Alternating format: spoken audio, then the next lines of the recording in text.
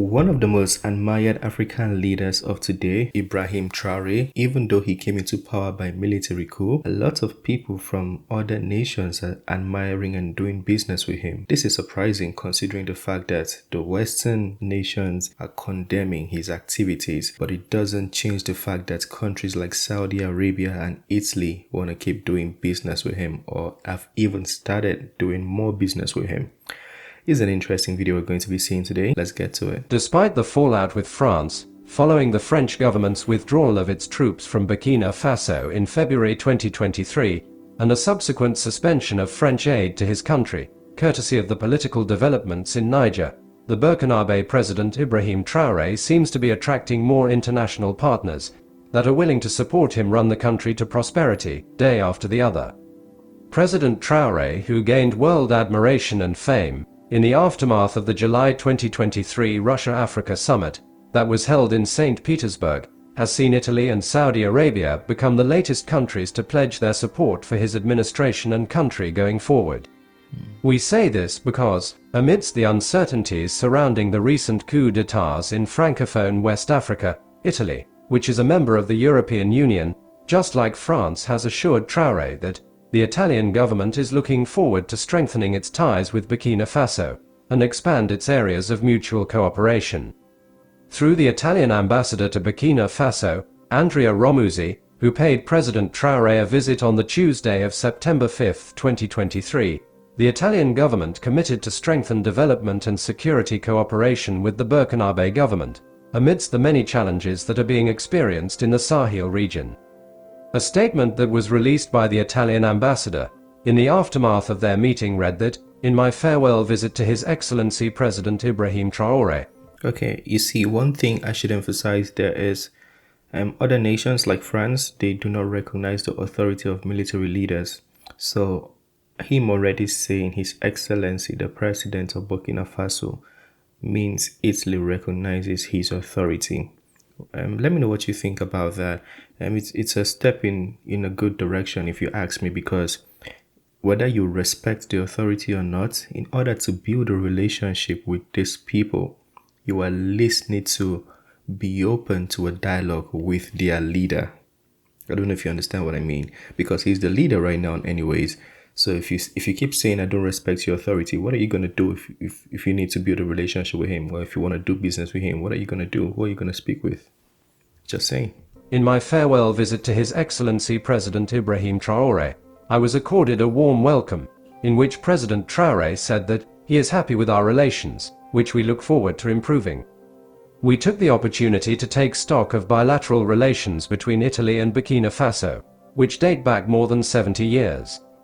We have between us, among other things, cooperation files dating back more than 20 years, and coupled with our embassy, which was opened in Ouagadougou almost 5 years ago, Italy's presence in Burkina Faso is being consolidated for the mutual benefits of our both countries. He went ahead to affirm that, as a result of our cooperation, we have satisfactorily strengthened development cooperation, and are active in various sectors like agriculture, security, health, women, youth and the well-being of people living with disabilities. He also took the opportunity to express solidarity and reiterate Italy's support for Burkina Faso in the fight against terrorism, affirming that it is important for us to continue with this fight, so as to guarantee a safe region. Then, as his explanation that Italy is against any military intervention in Niger over the July 26 coup d'etat that deposed President Mohamed Bazoum, the Italian ambassador said that Italy stands for a negotiated and diplomatic solution to the developments in Niger, and not any use of force. A couple of hours after their engagements, Saudi Arabian diplomats also paid Traore a visit, with their own share of commitments to the Burkinabe government. In the evening of that same September 5th, Captain Traore received, at his presidential palace, the advisor to the royal court of Saudi Arabia, Mr. Ahmed bin Abdulaziz Khatun, who was carrying a message from the Saudi king to the Burkinabe head of state. Moments after their discussions, the Saudi delegation said in a press briefing that, in our meeting, we deliberated on the fruitful relations maintained by our respective countries, and I passed the greetings of the King of Saudi Arabia and his Crown Prince to President Traore. He also revealed that he took the occasion to invite Captain Traore to take part in 2 summits that will be held in Saudi Arabia on November 10th and 11th, 2023. Wow. That is, the Afro-Saudi Summit and the Arab-African Summit. That the exchanges also saw Burkina Faso highlight the projects that it would like to submit to Saudi Arabia for financing, especially on infrastructure.